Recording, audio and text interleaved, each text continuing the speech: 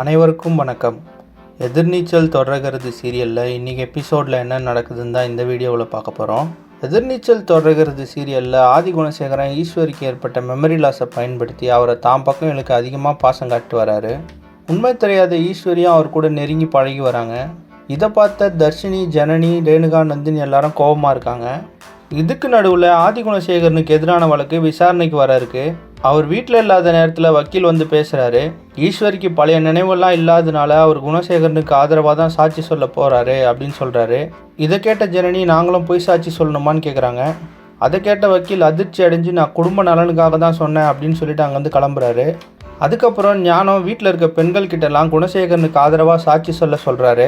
இதனால் கோபமான ஜனனி, இவ்வளவு தப்பு பண்ணவனை இப்படி காப்பாற்ற முயற்சி பண்ணுறீங்களே அப்படின்னு சொல்லி கேட்குறாங்க. அப்போ கதிர் வந்து சக்தி கிட்ட மன்னிப்பு கேட்க முடியாதா அப்படின்னு சொல்லி கேட்குறாரு. அதுக்கு சக்தி சொல்கிறாரு, நான் மன்னிக்கலாம், ஆனால் நடந்தது இந்த குடும்பம் மறக்குமா அப்படின்னு சொல்லி கேட்குறாரு. அதே நேரத்தில் ஈஸ்வரியும் குணசேகரனும் வீட்டுக்கு வராங்க. அவங்க வரும்போது எல்லாருக்கும் ட்ரெஸ் வாங்கிட்டு வராங்க.